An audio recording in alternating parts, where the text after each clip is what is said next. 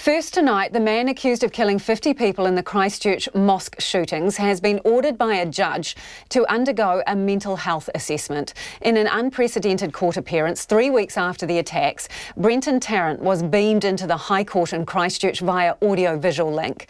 For many families of the victims, it was their first opportunity to see the 28-year-old accused gunman. He faces 50 charges of murder and a further 39 for attempted murder, but he entered no pleas today.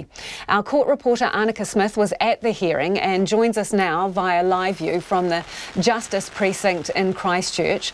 Annika, can you describe what it was like in court today?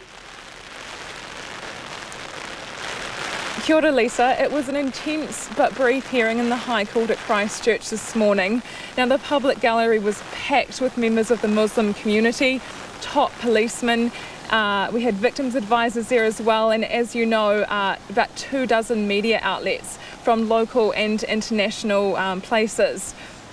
Now, when the accused flicked onto the large television screen in the courtroom, we saw that he had his hands cuffed to his belt, and he was wearing a grey long-sleeve shirt. Now, his demeanour was very calm, but he was also very focused in the hearing.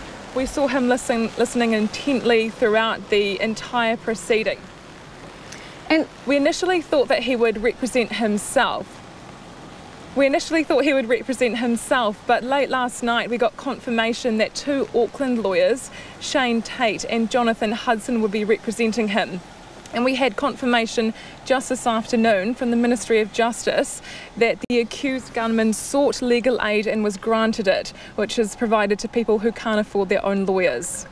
So in terms of actually the procedural appearance, what happened?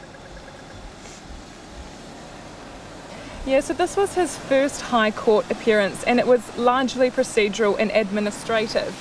Barnaby Howes, who is the Crown Prosecutor, confirmed that a further 49 murder charges and 39 attempted murder charges had been laid.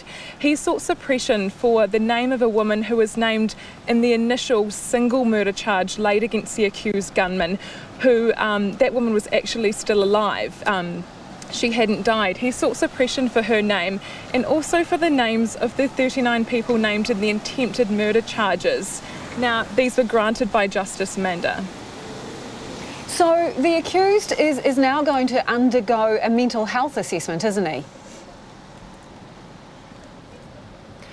Yes, one of his defence lawyers, Shane Tate, asked that a mental health expert examine his client under the Mental Health Act. And this was also suggested by the Crown, and it's important to note that this is a fairly normal procedure. Justice Manda ordered that 2 mental health assessments be done, and he stressed that this was just straightforward procedure and nothing should be read into this. It will be another couple of months before he appears again as well, is that right? Yes, Shane Tate indicated that the mental health reports might take 2 to 3 months, and this was due to the complexity of the case and also the fact that it might be hard to access the accused gunman as the state he's in is in high security prison. Justice Manda remanded him in custody to reappear in the High Court for his second High Court appearance on the 14th of June, and it will be then that we will have a clearer idea of whether he'll be fit to plead, and we'll go forward from there. Thank you for that. That's Annika Smith, our court reporter who's in Christchurch and was at the appearance today. As mentioned, Shane Tate is a lawyer for the accused gunman, and he told Checkpoint this afternoon that his client's concerns inside prison are currently being addressed. A spokesperson for Corrections told us that the accused is being managed in accordance with the provisions set out in the Corrections Act and its international obligations for the treatment of prisoners.